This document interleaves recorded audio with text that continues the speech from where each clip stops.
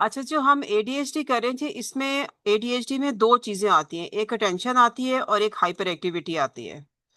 अब हमारे पास जब अक्सर लोग कहते हैं जी एडीएचडी कुछ नहीं है, नॉर्मल चीज है, लेकिन नहीं, एडीएचडी जो है वो न्यूरो डेवलपमेंटल डिसऑर्डर है। जिस तरह हमने पढ़ा था कि ऑटिज्म जो है वो न्यूरो डेवलपमेंटल डिसऑर्डर है, इसी तरह जो एडीएचडी है वो न्यूरो डेवलपमेंटल डिसऑर्डर है। और इसके अंदर जो हमें कंपोनेंट्स नजर आते हैं वो होते हैं इनअटेंशन के। जो बच्चा है वो चीजों को अटेंड नहीं कर रहा होता, और जब आप उसको कोई चीज कह दें, कोई काम उसको कह दें, तो वो गुस्से में आ जाता है और इम्पल्सिविटी में वो कोई ना कोई चीज उठा के फेंक देता है या तोड़ देता है। और उसका जो सीटिंग बिहेवियर है, हम कहते हैं कि इसमें चैन नहीं है। चैन मतलब कि वो आराम से टिक के नहीं बैठेगा, और उसके वो he'll keep on moving from one way to the other. आप उसको जबरदस्ती कहीं बैठा भी दें तो वो उधर सोफा है तो वो सोफे के ऊपर छलांगे लगाना शुरू कर देगा, बेड है तो बेड से नीचे छलांगे लगाना शुरू कर देगा। अक्सर जिस तरह हमारी हमारी ट्रेनिंग, हमारी मदर्स ने हमें इस तरह बताया हुआ कि जब आप किसी मेहमान के घर जाते हैं तो आप तमीज के साथ बैठते हैं। लेकिन ये जो बच्चे हैं, जो हाइपर एक्टिविटी होती है, वो आपको मेहमानों के घरों में भी नजर नहीं आती है।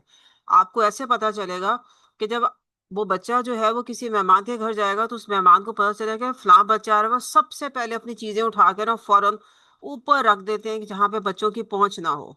क्यों? इससे बहुत क्लियरली इंडिकेट हो जाता है कि जो बच्चा आ रहा है वो आप उस खातून के घर में जाके वो चीजों को इधर उधर छेड़ेगा, जिसकी वजह से वो उन लोगों को पता है कि ये चीज जो है ये एबनॉर्मल है, और वो पहले से अपनी चीजें बचा के रख लेते हैं ताकि वो बच्चा जो है वो चीजों को ना तंग करे। अब इस एलिमेंट को लोग कहते हैं कि जी बच्चा शरारती है, लेकिन ये शरारती इसको नहीं कहते हैं। अगर आपको आज भी याद हो तो जब हम मेहमानों के पास जाते हैं तो हम कोई ऐसी चीज करते हैं तो ना अम्मा दूर से हमें घूरी डालती थी, और हमारी चीजें जो है ना वो सारी की सारी उधर ही फ्रीज हो जाती थी, क्योंकि हमें पता था कि वो घुरी जो है ना वो घर तक चली गई तो फिर घर में जाके जो फ्लाइंग सॉसेस पड़ेंगे ना उसका कोई हिसाब किताब नहीं है। तो हम अपने आप को, अपनी जो हाइपर एक्टिविटी है या जो हमारी जो इम्पल्सिविटी, वो हम कंट्रोल्ड रखते थे। लेकिन जब हम न्यूरो डेवलपमेंटल की बात करेंगे तो वहां पर उस बच्चे को अम्मा की घूरी की समझ में नहीं आनी, और अगर वो माइल्ड है, अगर मदर को, अगर विद द पैस ऑफ टाइम मदर सिखा देती हैं उसको कि मैंने तुम्हें ये घूरी डाली, इसका मतलब ये है कि चलो कमरे में मैं तुम्हें दो लगाती हूँ तुम्हारी हिप्पी के ऊपर, तो बच्चा थोड़ी देर के लिए अपने आप को मैनेज कर लेता है, लेकिन that is only a couple of minutes.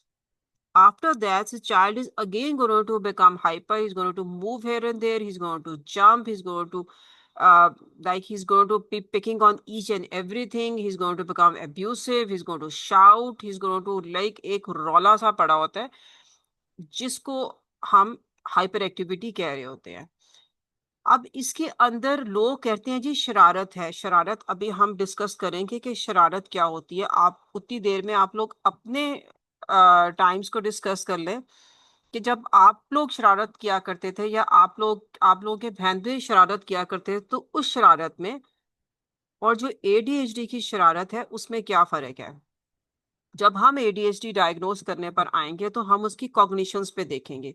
उसकी कॉग्निशंस जो हैं वो जो है, he won't be like, I'm not going to say that he's going to be intellectual deficit. No, he's not going to be intellectual deficit.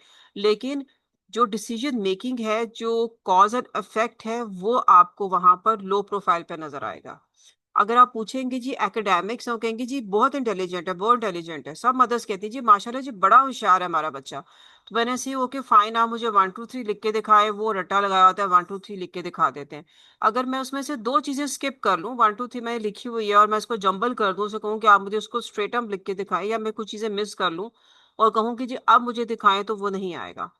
अगर अगर आप यहीं जी माई सेल्फ पे ये बहुत अच्छा मजमून लिख लेता है, ही इज इन ग्रेड 1 और माई सेल्फ पे लिख लेता है, आप थोड़ा सा मजमून चेंज कर ले कि जी चलिए आपके घर में कोई पेट है या कैट है या डॉग है, या आपको आपकी आंटी है या आपकी बहन है, आप उस पे कर लें, तो आपको पता चलेगा कि वो एकेडमिकली वहां पर रिलैप्स कर रहा है, यानी कि वो उसका जो है बिलो एवरेज उसका ग्रेड आ रहा है। हम जब क्लास 1 में बच्चों को सिखाते हैं माई सेल्फ पे लिखना, तो फिर हम माई सेल्फ से माई फ्रेंड पे लेके जाते हैं, माई फ्रेंड से फिर माई मदर, माई फादर, ताकि बच्चे को जनरलाइज होना होना शुरू हो जाए कि ये करेक्टरिस्टिक्स होते हैं जो हमने हर बंदे में देखने हैं। लेकिन जब आप वहां पर बात करोगे तो वो जो जनरलाइजेशन है वो फेल हो जाएगी वहां पर। उसके बाद बिहेवियरली आपको मैंने बता दिया, there will be lots and lots of problem. और बिहेवियरल मैनेजमेंट जो आप लोगों ने कहा था कि मैडम हमें बिहेवियरल मैनेजमेंट बता दे, वो वहां पे बहुत क्लियरली आपको नजर आ रही होगी, जिसमें ले मैन में हम कहेंगे जी बहुत ही बदतमीज किस्म का बच्चा है, ये वाला लफ्ज जो है ये रिलेटिव्स या लोग आसपास में बोलना शुरू कर देते हैं। इमोशनली जो है वो हाई स्ट्रंग होगा, या तो बहुत ज्यादा रोना धोना हो जाएगा या बहुत ही ढीठ हो जाएगा। आप कहेंगे जिसको पनिशमेंट का कोई असर नहीं होता, सिंपल सा जो हमारे पनिशमेंट है जिस तरह नेगेटिव रिइंफोर्समेंट्स होती हैं हम वो दे दें तो उससे फर्क नहीं पड़ा होता। टाइम आउट दे दें, बहुत ज्यादा आप थक गए हैं तो आप टाइम आउट दे दें, टाइम आउट से भी फर्क नहीं पड़ेगा, थोड़ी देर के लिए फर्क पड़ेगा, वापस रिलैप्स हो जाएगा। और सोशल फंक्शनिंग, उनको इस बात की समझ ही नहीं होती है कि हमने सोशली चीज़ों को, रिलेशनशिप्स को कैसे मेंटेन करना है, लोगों के साथ किस तरीके से रहना है, किस तरीके से चलना है। अच्छा, इसका जो ऑनसेट हम डायग्नोज तब करेंगे जब एट द एज ऑफ 12 से पहले पहले अगर आपको ये सारे सिम्टम्स नजर आएंगे, और अगर बच्चा जो है वो हो जाता है लाइक 4 ईयर्स का है, उससे पहले हम उसका डायग्नोसिस नहीं करेंगे। ये आपने बात जो है ये बहुत अपने जेहन में रखनी है, उससे पहले हम डायग्नोसिस नहीं करते हैं, वरना चीज़ें जो हैं वो बाज़ दफ़ा मिस डायग्नोसिस हो जाता है। और बहुत से बच्चे जो हैं वो क्या कहते हैं वैसे ही शरारती होते हैं। जब वो वैसे ही शरारती होते हैं तो उनके लिए ये डायग्नोस करना कि जी वो जो है बच्चा जो है वो एडीएचडी के साथ है, that will be inappropriate thing. अब ADHD syndrome with two categories symptoms, hyper activity, impulsivity and inattention. The core symptoms of ADHD on its own pattern course of development, the complaints regarding symptoms of ADHD may originate from the parents, teacher and other caregivers. उसके बाद फिर हम बात, school में आप चले जाएंगे तो वो कहेंगे जी सारे बच्चे बैठ के पढ़े होते हैं, ये एक जगह से दूसरी जगह जा रहा होता है, टेंशन नहीं दे रहा होता, कभी इसकी चीजें नीचे गिरी होती हैं, कभी ये खुद इधर से उधर जा रहा होता है, थोड़ी थोड़ी देर के बाद ये बाहर चला जाता है। तो आप ये वाले सिम्टम्स जो हैं ये टीचर्स जो है कंप्लेन करेंगी। बिहेवियर इधर से उधर जाके वो छेड़ेगा, कभी किसी को छेड़ेगा, कभी किसी बैग को छेड़ेगा, कभी किसी के लंच बॉक्स को छेड़ेगा, कभी किसी के पेंसिल बॉक्स को छेड़ेगा। तो वहां पर आपको रिजल्ट अच्छे नहीं मिल रहे होते हैं। जो कॉमन सिम्टम्स की हम बात कर लेते हैं उसके अंदर जो आएगा वो ये आएगा कि in children they take long time to finish the assignment. क्यों? क्योंकि फोकसिंग ही नहीं हो रही होती है। फोकसिंग का इशू जो है वो बहुत बड़ा इशू है। फोकसिंग खाली ये नहीं है कि असाइनमेंट्स में नहीं हो रही होती, ये किसी चीज पे भी फोकस नहीं कर पाते हैं, क्योंकि फ्रंटल लोब और टेम्पोरल लोब का डैमेज होता है। जब वहां पे डैमेज होगा तो उस वजह से इनकी फोकसिंग नहीं होगी। इसीलिए कहा जाता है कि जितने भी एडीएचडी के जो बच्चे हैं जो मॉडरेट टू स्फेयर पे लाई कर लेते हैं उनके लिए आपको उनके ब्रेन की मैन्यूवरिंग जो है वो ज्यादा जरूरी होगी, ना कि हम जो नॉर्मल एक्टिविटीज दे देते हैं अटेंशन को फोकस करने की या बिहेवियर को मॉनिटर करने की, वो नहीं चलेगी यहाँ पर। फिर trouble staying on a task, वो एक चीज पे ध्यान से रह ही नहीं सकते। अगर वो लैपटॉप खोल के बैठे होते हैं ना बच्चे, तो आप देखेंगे एक टाइम पे उन्होंने 4-5 स्क्रीन ऑन की होती है, क्योंकि वो एक तरफ अटेंशन उनकी रहती नहीं है, तो दे हैव टू मैनेवर। अब अगर तो वो कंसंट्रेशन के साथ जब उनके सर पे तलवार लटक रही है उस वक्त वो अपना टास्क कंप्लीट कर लेते हैं, लेकिन ये वो टास्क जब कंप्लीट करेंगे उसमें अगेन अटेंशन एंड कंसंट्रेशन अगर वेरी करेगी तो उस टास्क के अंदर मिस्टेक्स बहुत होंगी, जैसे कि मैथ्स हो जाता है, जैसे कि फाइनेंस हो जाता है, जैसे कि हम लंबी चौड़ी सी जिस तरह अगर आपने वो किया हो, डिसीजन मेकिंग आपने किया हो, तो उसमें आपको पता है decision making is a very tough component, जिसके अंदर आपको प्रोज एंड कॉन्स बनाने पड़ते हैं, और हर प्रोज एंड कॉन्स का आपको वेट करना पड़ता है कि 0 to 10 स्केल के ऊपर इसका क्या क्या रिजल्ट है। और फिर सारे जितना भी वहां पे वेटेज आते हैं लाइक 10 प्रोज पे और 10 कॉन्स पे, उनको हम प्लस करते हैं और फिर देखते हैं कि हमने प्रोज को और कॉन्स को किसको ज्यादा वेट करना है। वो उसकी उसकी जो कैलकुलेशन होती है ना 0 to 10 की स्केल पे, वो इनसे नहीं हो पाती, जिसकी वजह से डिसीजन मेकिंग रॉन्ग हो जाती है और टिक के नहीं बैठ सकते। अगर भला करे इनका, अगर ये टिक के बैठ भी जाएंगे ना, तो आप ये देखेंगे कि उनकी तो मूवमेंट चलती रहेंगी। वो कहीं ना कहीं पे मूव कर रहे हैं, या तो उनके पाँव मूव कर रहे हैं, या उनके हाथ मूव कर रहे हैं, या वो खुद ऊपर नीचे मूव कर रहे होते हैं। They can not sit still. आप घड़ी के मुताबिक जब हम बेसलाइन चार्ट बना रहे होते हैं, तो आप देखेंगे कि सीटिंग बिहेवियर उनका ठीक नहीं होता है। उसके बाद जो हम दूसरी चीजें देखेंगे वो है ट्रबल लिसनिंग ड्यूरिंग कन्वर्सेशन। उन्होंने आपकी बात सुननी ही नहीं है। अगर आपने उनकी बात आपने सुनानी सुनानी है बच्चों को, तो आप बच्चों उससे पहले ले लेंगे, गिव मी 3 मिनट्स, और 3 मिनट्स में जो भी आपने कॉन्सेप्ट देना है वो आप डिलीवर कर दें। अगर 3 मिनट से ज्यादा हो जाएगा, तो जिस तरह अगर आप लोग आजकल, या हमारे ये इधर इंस्टा के ऊपर और ये जो फेसबुक्स पे, इसके ऊपर रील्स आ गई। अब मैं तो ये देख रही थी अभी, ये मैं आप लोगों के लिए ट्रीटमेंट के लिए एक नई रिसर्च आई हुई थी, मैं उसको पढ़ रही थी। तो उसके अंदर मैंने देखा कि वीडियोस के साथ शॉर्ट वीडियोस आ गई हुई हैं। सो आप ये देखें कि जो मैं आपको कह रही थी, हम 4 ईयर से पहले डायग्नोसिस नहीं कर सकते एडीएचडी का। जो जर्नल कंपोनेंट आना शुरू हो गया है हमारी फोकसिंग का, वो ये कि हमें शॉर्ट वीडियोस चाहिए, हम लॉन्ग वीडियोस नहीं सुन सकते हैं। और आप रील देख लें, रील कितने की होती है। जिस तरह आप अक्सर, मुझे कोई लोग कहते हैं कि जी मैडम आप रील बना दिया करें। अब मैं रील कैसे, क्या क्या बनाऊं, मतलब मैं, अगर मैंने रील बनानी है, तो मुझे आपकी अटेंशन ग्रास्प करने के लिए मुझे 5 सेकंड की रील बनानी है, या हद 15 सेकंड की रील बनानी है। अगर मैं 15 सेकंड में, अगर आप एडीएचडी के साथ हैं और अगर मैंने आपकी बेसिक इंस्टिंक्ट को हिट कर लिया, तो आप उस रील को क्लिक करके मेरे वेबसाइट पे पहुंच जाएंगे। और अगर मैंने 15 सेकंड के अंदर आपकी उस चीज को क्लिक ना किया, तो आप मेरी रील चला के अगली रील पे चले जाएंगे। अब 15 सेकंड, 15 सेकंड्स ओनली। अब 15 सेकंड्स का मतलब ये हुआ,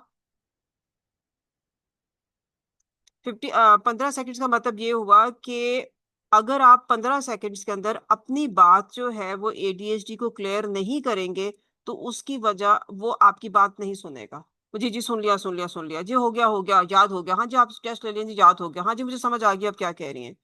आप बोलेंगे उसको very good, I am very happy that you understood what I am saying. Okay, now I am going to write this question on your copy और on the board. Now you explain me what does that mean. जो लफ्ज आपने शुरू में बोले थे ना 5 second में, उसको वो याद होंगे। उसके बाद जो आपने 10 से 15 सेकंड में जो लफ्ज बोले थे, वो उसको भूल जाएंगे। This is such an important criteria जो आपने याद रखना है।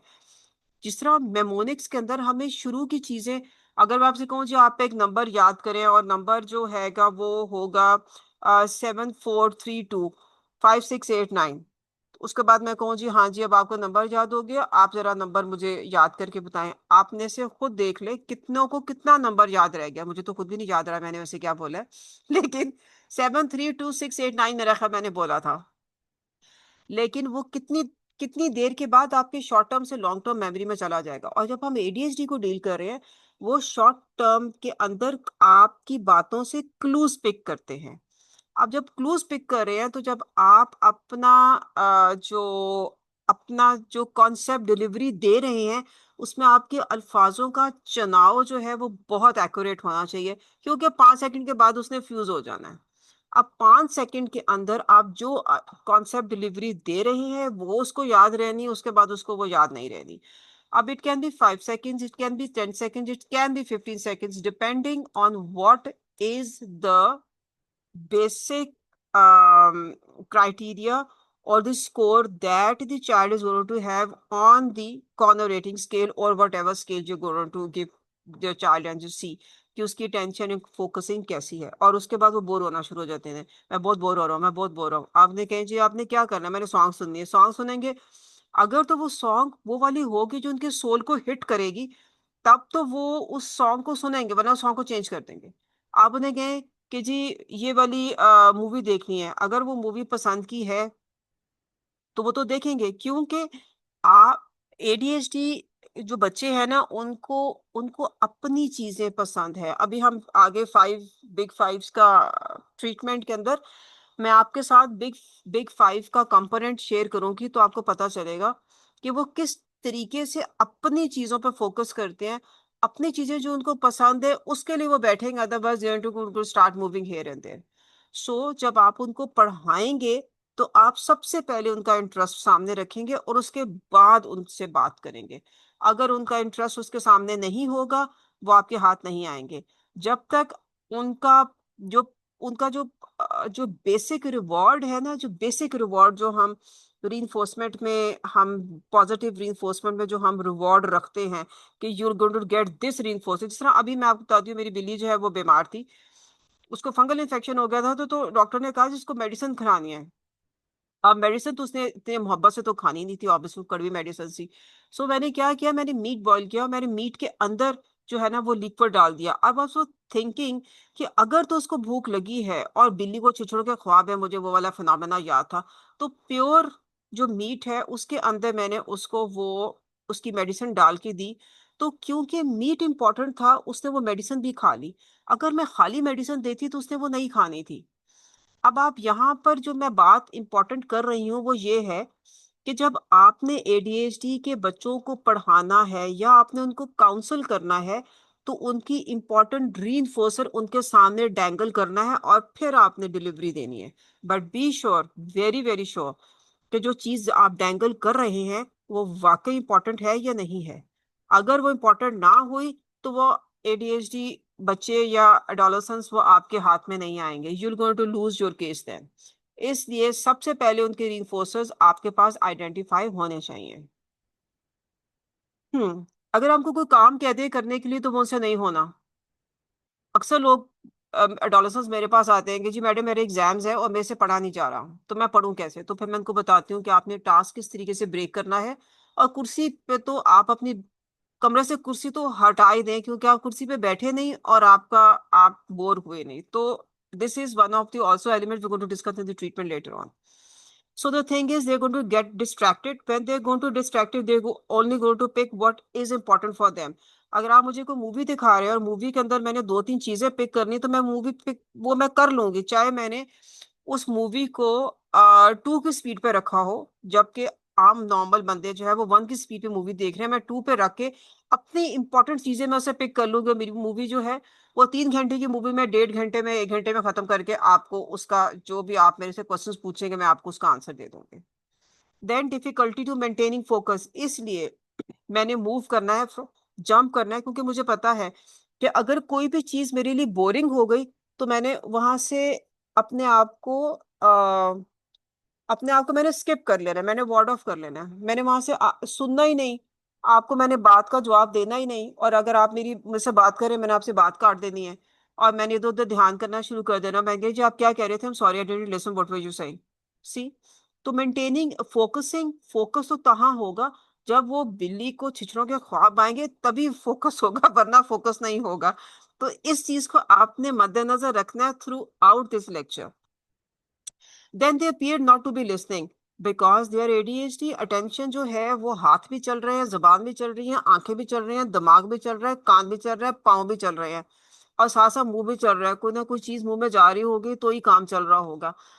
वो इस तरीके से काम करेगा। हम कहते हैं इधर मेरी तरफ देखो, मैंने कहा जी आप यही पूछ रहे थे ना, मैंने कर तो लिया। अब अगेन इट डिपेंड्स, अगर तो वो छिछड़े है ना, बिल्ली वो छिछड़ों वाली ख्वाब है, तो वो आपकी बात सुन लेंगे। और अगर वो उनकी इंटरेस्ट की बात नहीं है तो वो नहीं सुनेंगे। So the most important thing up till now is कि आप उनकी मतलब की बात सामने रखेंगे और फिर अपना मुतालबा आप बोलेंगे। This is the same thing we say, if you want to go out to play for 5 minutes you have to do this math and Urdu work। और सारा टाइम बता दे, 2 minutes in maths and 2 minutes in Urdu work. 2-2 minute में ये करो, जाके 5 minute बाद खेल लो, आप देखिएगा आपका बच्चा जो है वो आराम से काम कर लेगा। अगर आपसे कहें हम खाला के घर जा रहे हैं और आपने खामोशी से बैठना इतनी देर, ये आपका फिजिटिंग टॉय है, because you know that child is not going to sit there. ये आपका फिजिटिंग टॉय है और आपने इस टॉय के साथ बैठना है। अगर हम इतनी देर से इतनी देर वहां बैठेंगे, अगर आप खामोशी से बैठेंगे तो मैं आपको जॉयलेट लेके जाऊंगी या मैं आपको जंपिंग कासल लेके जाऊंगी। आप देखिएगा बच्चा बैठने की कोशिश जरूर करेगा, तंग नहीं करेगा। आपने सिर्फ याद करना है बेटा जंपिंग कासल, वो चुप करके आराम से बैठ जाएगा। This is how we go around. अब सिम्टम्स क्या होंगे? Difficulty focusing, day dreaming, forgetfulness, screaming और फिजिटिंग, एक्सेसिव टॉकिंग, बातें करने का बेशुमार शौक है, और रिस्की टॉक, अननेसेसरी के अननेसेसरी बातें करेंगे, वो बातें करेंगे जिसमें ढेर सारा रिस्क शामिल हो जाएगा। मतलब कि यूं कह देंगे जी, मैंने जो मोटर बाइक चलाई थी, मैंने स्पीड लगा दी, मैं जाके मैंने सोचा कि मैं इस ब्रिज को बस छलांग लगा चला जाऊंगा। और भाई बात करो, क्या बात कर रहे हो तुम? क्यों रिस्क? एडोलेसेंस जो मोटर बाइक चला रहे हैं नए नए, वो इस तरह की बातें करेंगे जिसमें रिस्क बहुत ज्यादा इन्वॉल्व होता है, इसलिए क्योंकि उसको कोई कॉन्सिक्वेंसेस नहीं पता होते हैं। That is why they talk, they go so at the end, जहां पर उनको लगे अच्छा जी ये हो जाएगा, फिर क्या हो जाएगा। लेकिन क्योंकि हम बिग फाइव को भी डिस्कस करेंगे, उनको ना रिस्क की कैलकुलेशंस का नहीं पता होता, इसलिए वो ये काम करते हैं। इसलिए जब आप क्रिमिनल वार्ड में जाओ या आप एक्सीडेंटल वार्ड्स में जाके देखें, तो ज्यादातर लोग जो है वो आपको रिस्की बिहेवियर एडीएचडी के साथ नजर आ रहे होते हैं, क्योंकि उनको प्रोज एंड कॉन्स का, रिस्क का आइडिया नहीं होता, उनको पता ही नहीं होता कि उन्होंने बात क्या की है और वो पहुंचेगी कहाँ तक। इसीलिए उनकी चीजों को ज्यादा सीरियसली नहीं लिया जाता। आप उनको पकड़ लेते हैं, लो ये करके दिखाओ, ये करो, अभी करो, अभी करो। जब उनको पता चलता है ये करना है, तो उनको पता चलता है ओ यार, मुझे तो चोट लग जाएगी, मुझे तो यहाँ पे खून निकल आएगा, मैं तो यहाँ पे एक्सीडेंट हो जाएगा, मेरा फ्रैक्चर हो जाएगा, मुझे पकड़ के जेलें बंद कर देंगे, तब उनकी हार्ट बीट तेज होती है। मगर क्योंकि वो इम्पेशेंट होते हैं, और इम्पेशेंट होते हैं, इसलिए वो कहेंगे ठीक है जी, क्या करेंगे, बंद कर देंगे, मुझे जेलें बंद कर देंगे, फिर क्या होगा, ज्यादा से ज्यादा फ्रैक्चर आ जाएगा, फिर क्या होगा? भाई फ्रैक्चर आएगा, जेलें बंद करेंगे, तुम्हें पता चलेगा ना। तुम्हें एक्चुअली पता नहीं है, पता चलेगा तो then I am going to ask, और पता चलने के अंदर थोड़ा टाइम लग जाता है। क्यों? क्योंकि फॉरगेटफुलनेस और फोकसिंग का एलिमेंट आ जाता है, और अपने फॉरगेटफुलनेस फोकसिंग एलिमेंट को वो सेव करने के लिए वो डे ड्रीमिंग में चले जाते हैं, आराम से बैठ के डे ड्रीमिंग करेंगे जी, हाँ जी जी कोई बात नहीं जी, मैं कर लूंगा गुजारा, मैं ऐसे भी कर लूंगा, मैं वैसे भी कर लूंगा, मैं चीटिंग करके कर लूंगा, मैं अपने दोस्तों को कह दूंगा मेरी असाइनमेंट कंप्लीट कर दे। This is how going to go around. Difficulty socialization इसलिए है क्योंकि इनके कुछ ऐसे ट्रेड्स हैं जो अभी आगे पढ़ते हैं, जिसकी वजह से ये लोग सोशलाइज प्रॉपर तरीके से नहीं कर सकते। बहुत से क्लासरूम के बहुत से बच्चे इनको पसंद नहीं करते, एडोलेसेंस में लोग इनको अवॉइड करने की कोशिश करते हैं, क्योंकि इनके वो वाले ट्रेड्स होते हैं जो जो नॉर्मेलिटी के अंदर, सोशलाइजेशन के अंदर जो है वो सोसाइटी में एक्सेप्ट नहीं किए जाते। सो मैंने आपको बता दिया इनअटेंटिव और हाइपर एक्टिविटी में क्या होता है। बाज दफा आपको कुछ एडीएचडी के ऐसे मिलेंगे जिसके अंदर दोनों चीजें होंगी, इम्पल्सिव हाइपर एक्टिव भी होंगे, साथ इनअटेंशन भी होगी। बाज दफा खाली इनअटेंशन होगी, हाइपर एक्टिविटी नहीं होगी, कहीं पर हाइपर एक्टिविटी होगी, इनअटेंशन नहीं होगी, कहीं पर ये दोनों चीजें होंगी। It you will come to know when you going to give them a test. मैंने आप लोगों को टेस्ट दिया था, आप लोगों ने सॉल्व नहीं किया, आप लोगों को वो कर लेना चाहिए। Okay, now we going to discuss के जब आपने एडीएचडी डायग्नोस करना है, आपने ये देखना है कि जो होम सेटिंग है, घर के अंदर, वो जो है टिक के नहीं बैठ रहा, फिर वो स्कूल में, कॉलेज में, ऑफिस में, यूनिवर्सिटी में टिक के नहीं बैठ रहा, सोशल सिचुएशंस के अंदर जो है वो लोग उसको बुली कर देते हैं, या वो लोगों से लड़ कर आ जाता है, या वो लड़ाई करके आ जाता है, और उसकी वजह से इम्पेयरमेंट है। इम्पेयरमेंट ये होगी कि जो एकेडमिक्स हैं वो उसकी खराब हो जाएंगी, वो रिपीट कर देगा, वो फेल हो जाएगा, वो आगे नहीं बढ़ सकेगा। जो अगर आप जिस तरह हम शॉर्ट कोर्सेज कर रहे होते हैं किसी किसी तरह के, वो नहीं करेंगे, तो लाइफ के अंदर इम्पेयरमेंट आपको नजर आएगी। The life will not go up up gradually, it will be static or it will go downwards. In the 4 to 17 years of age, 6 or more symptoms should be identified. 6 symptoms आपने ढूंढने हैं उसके अंदर, उसके बाद उसको डायग्नोस करना है। ये नहीं है कि आप एक या दो सिम्टम्स और कहीं से आपका बच्चा जो है वो एडीएचडी के साथ है, अम्मा ने बहुत सख्त गुस्सा कर लेना है। We can not label a child without proper diagnosis, so it will impair the child's ability to function. उसमें प्रॉपर तरीके से काम काज की सलाहियत नहीं होती, बात करने की सलाहियत नहीं होती, एकेडमिक्स की सलाहियत नहीं होती, रिलेशनशिप्स को बिल्डअप करने की सलाहियत नहीं होती, माफ़ी की सलाहियत नहीं होती। अगर वो माफ़ कर भी दें तो वहां पर उनकी अपनी ज़रूरियात शामिल हो जाती हैं। इसी तरह वो स्पोर्ट्स के अंदर भी ठीक नहीं होते हैं, क्योंकि उनसे फोकसिंग नहीं होती। अगर आप बैट एंड बॉल की बात करेंगे या आप शटल कॉक की बात करेंगे, शटल कॉक के अंदर फोकसिंग होती है कि जो शटल है वो किधर से किधर जा रही है, वो नहीं हो सकेगी। फिर बैट एंड बॉल, स्पीड से बॉल आ रहा है तो आपकी फोकसिंग नहीं है, तो फिर बैट को हिट नहीं होगा। Symptoms start before the child reaches the age 12. However, these may not be recognized ADHD symptom until the child is older. 12 years से पहले आप वो सिम्टम्स आने चाहिए हैं बच्चे के अंदर। अगर नहीं आ रहे हैं तो आपने उसको उस वक्त डायग्नोज नहीं करना, आपने कहना है जी सिम्टम्स हैं एडीएचडी के। इन अटेंशन में क्या चीजें शामिल होती हैं, या आप लोगों को जबानी याद होना चाहिए है। greater than 5 symptoms in adults, greater or equal to 6 months के अंदर, age of the onset is less than 12 years, noticeable less than 2 setting, 2 settings के अंदर होना है। ये नहीं है कि अगर जो एडोलेसेंट है वो अपनी गर्लफ्रेंड को मिलने जा रहा है तो वो एक्साइटेड हो गया तो आप कहें उसको एडीएचडी हो गया, नहीं। उसको एडीएचडी जो है वो घर में भी प्रिवेल करनी है, या वो एडीएचडी जो है वो कॉलेज में या यूनिवर्सिटी के अंदर या स्कूल एनवायरनमेंट में उसको डिस्प्ले करना है। टीचर मैथ्स के जो स्पोर्ट्स के टीचर है वो कहेंगे कि जी भागता तो है, भाग तो लेता है, लेकिन फोकस के साथ नहीं भाग रहा होता है। अगर आप उसको आप जंप करने के लिए कहें, जेवलिन जेवलिन थ्रो होती है जैसे, ये जेवलिन थ्रो में पावर है, लेकिन जेवलिन थ्रो जो एक पॉइंट होता है उसको क्रॉस नहीं कर पाती है। इसी तरह अगर आप उनके साथ वो खेलें, बेसबॉल खेलें, तो वो हवा में बॉल आनी है ना, तो वो फोकस नहीं हो पाएगा, तो वो हिट नहीं हो सकेगा। हम यहाँ पे डिटेल में चलते हैं। Lack of attention to details, details जो हैं वैसे तो वो, अगर मैं आपको इल्यूजन्स, जो माइंड की ब्रेन की इल्यूजन्स है, अगर मैं वो आपको दूं और मैं टाइम सेट कर दूं तो डिटेल्स हमसे भी मिस हो जाती हैं। इसीलिए हमें कहा जाता है 2 या 3 लोगों के साथ या 2 या 3 लोगों के साथ मशवरा करके कुछ चीज करनी चाहिए। तो वहां पर मिनिमम डिटेल्स मिस हो जाएंगी। जैसे कि अगर आप उनको अलजबरा करवा रहे हैं और अलजबरे के अंदर आप प्लस माइनस को माइनस प्लस कर देते हैं या माइनस माइनस लिखते हैं, प्लस प्लस लिख दें, और उनकी फोकसिंग ना हो तो वो एक ही रूटीन में वो सम्स करना शुरू, डिटेल्स को मिस कर देते हैं। वो उनको समझ में नहीं आ रहा, मिस हो जाती है, समझ नहीं आता, वो कैच ही नहीं होता, क्योंकि mind is jumping, the frontal lobe and the temporal lobe is damaged. That is why there is no sequence, there is no rhythm।